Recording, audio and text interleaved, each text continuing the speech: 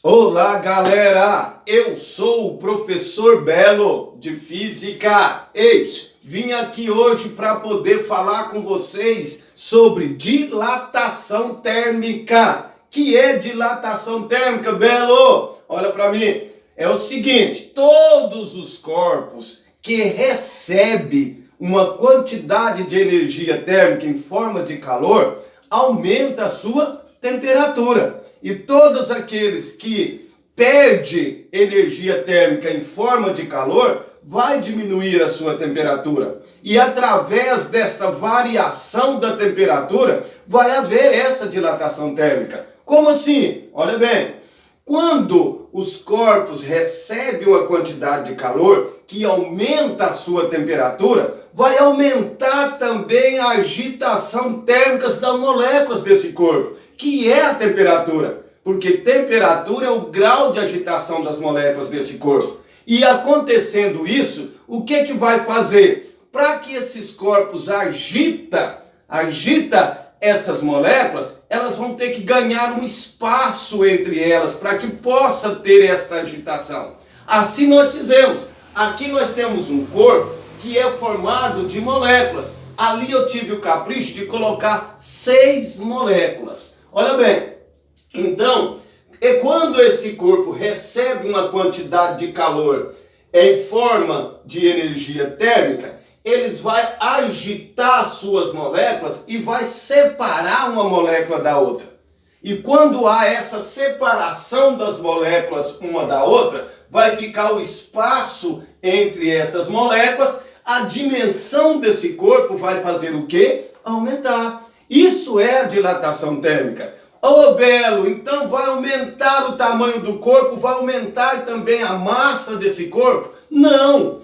A massa do corpo permanece a mesma, só vai aumentar as suas dimensões. Porque eu tive o capricho de colocar aqui, ó, 1, 2, 3, 4, 5, 6 moléculas, correto? Quando esse corpo dilatou, ele permaneceu com as mesmas 6 moléculas. Assim, o que acontece? Permanecendo a mesma quantidade de moléculas, a massa do corpo permaneceu também quem? A mesma, não é isso? Porque massa são junção de moléculas. Para que eu pudesse alterar a quantidade de massa, eu teria que fazer o quê? Eu teria que colocar ou tirar moléculas desse corpo. E eu não tirei e nem coloquei moléculas. Então ficou fácil. Olha aqui para você ver. Antes de aumentar a temperatura, estava no processo de temperatura quem? Inicial. É lógico que não houve a dilatação térmica. Por quê? Porque não alterou a sua temperatura. Passando para uma temperatura final, é lógico que teve a dilatação térmica. Por quê? Porque eu aumentei a sua temperatura, de temperatura inicial para temperatura quem? Final. Olha o tempo entrando nisso aí. Antes e depois. Antes de eu aumentar a temperatura e depois que eu aumentei a temperatura. Antes de eu aumentar a temperatura, estava no processo quem? Inicial. Depois que eu aumentei a temperatura, estava no processo quem? Final. Então é lógico que a temperatura final ficou maior do que a temperatura quem? Inicial. Isso aqui simboliza o quê? Que a temperatura final está maior do que a temperatura quem? Inicial. Entenderam, galera? Olha bem.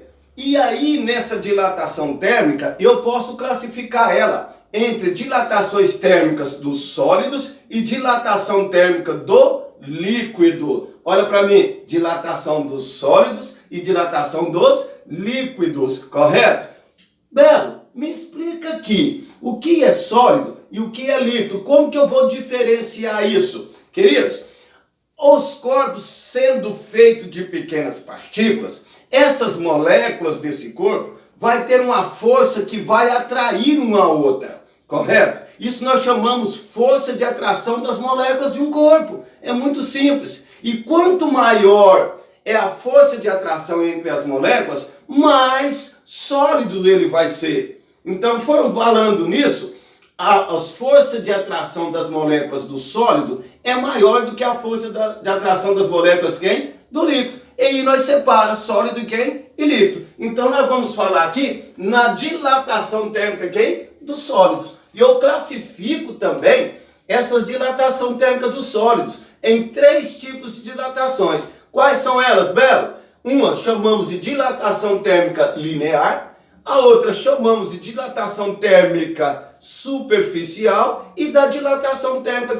volumétrica. Porque esses corpos sólidos, eles têm os formatos próprios, certo? Por isso que nós separamos ela em 3 dilatações. Dilatações linear, superficial e volumétrica. Correto, galera? Falando aqui então na dilatação térmica linear, nós temos algo simples para nós separar essas 3. Quais são elas? As 3 dimensões, ou 2 dimensões, ou 1 dimensão. Aqui na dilatação térmica linear, nós falamos em uma só dimensão. É você pegar um fio, uma barra qualquer, ela tem somente uma dimensão só. Então, lá fala para nós que predomina a dilatar somente quantas dimensões? Uma só dimensão. Então, nós fizemos aqui, ó.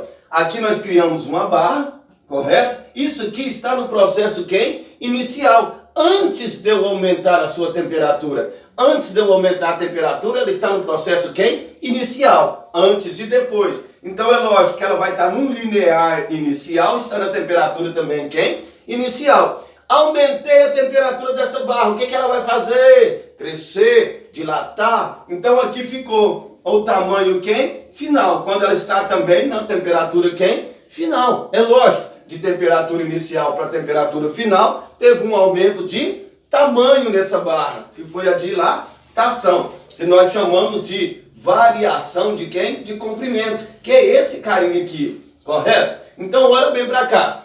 Se eu pegar essa barra aqui, correto? Essa mesma barra vamos supor, de madeira, certo? E eu aumentar a temperatura dela de temperatura inicial para temperatura final, ela vai dilatar esse ΔL.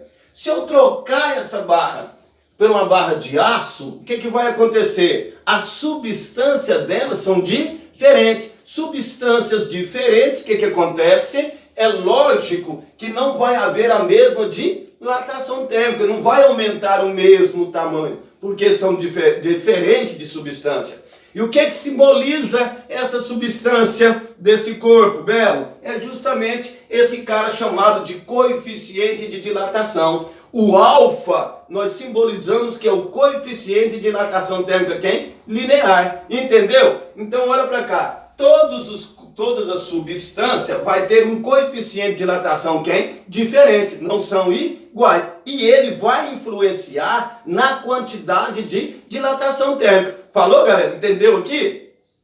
Sabendo que quando eu aumento a temperatura de qualquer corpo, ou seja, dessa barra que nós estamos referindo a uma dilatação linear, ela vai aumentar o seu tamanho. Para que eu possa calcular esse aumento ou de comprimento dessa barra, eu preciso de de uma funçãozinha.